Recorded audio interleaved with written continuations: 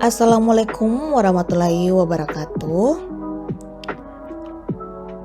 Hai, perkenalkan saya Rida Anissa Rahman, NIM 2103045025051. Baik, saya akan memaparkan materi administrasi kebijakan kesehatan.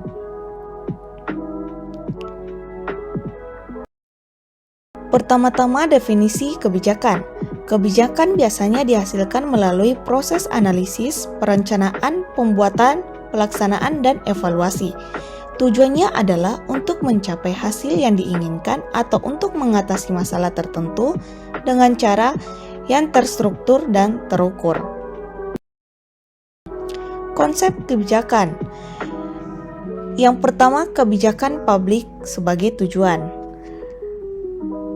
Suatu rencana atau paduan yang dirancang untuk mencapai tujuan tertentu. Yang kedua, kebijakan publik sebagai tindakan yang legal.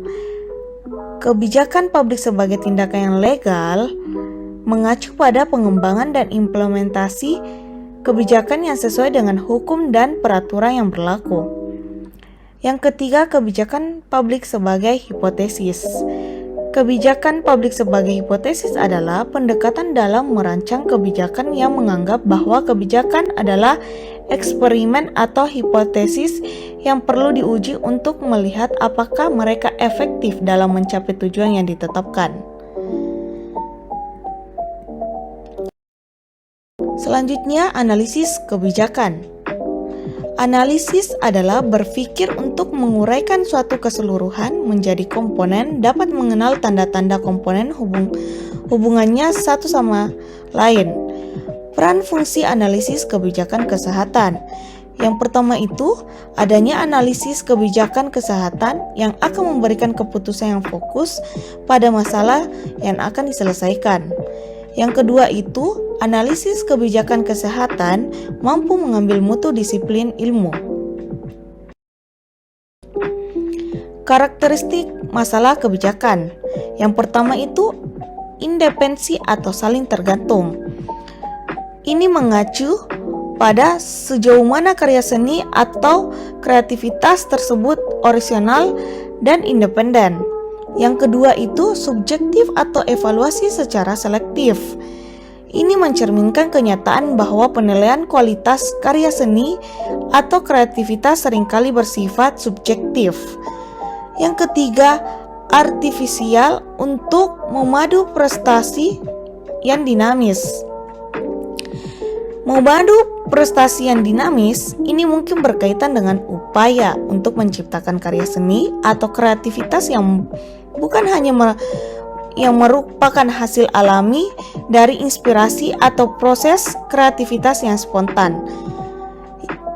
Yang keempat, tidak terduga. Ini menunjukkan bahwa karya seni atau kreativitas yang berkualitas tinggi seringkali memiliki elemen atau aspek yang tidak terduga. Next, selanjutnya kebijakan strategi.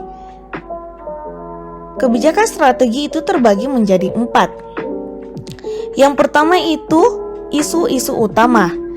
Isu-isu utama adalah masalah atau aspek yang memiliki dampak dan kontribusi paling signifikan terhadap tujuan atau permasalahan yang sedang dibahas.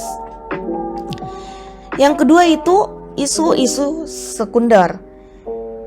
Isu-isu sekunder adalah masalah yang memiliki dampak yang kurang signifikan dibandingkan dengan isu-isu pertama, tetapi masih memiliki relevansi atau kontribusi terhadap tujuan atau permasalahan yang ada.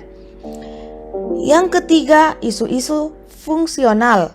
Isu-isu fungsional adalah masalah yang berkaitan dengan operasional atau fungsi rutin dalam suatu organisasi. Dan yang terakhir itu 4, isu-isu minor. Isu-isu minor adalah masalah yang memiliki dampak yang sangat terbatas atau kurangnya signifikan dibanding dengan isu-isu utama dan sekunder. Next, lingkup analisis kebijakan. Yang pertama, penetapan masalah kebijakan. Yang kedua, formulasi kebijakan. Dan yang ketiga, adopsi kebijakan.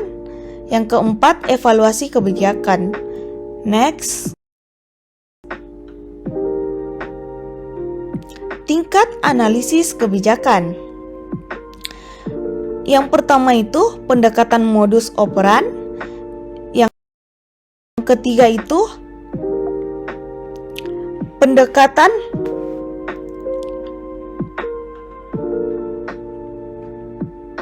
yang kedua itu pendekatan modus evaluatif, dan yang terakhir itu pendekatan modus anjuran. Sekian dan terima kasih.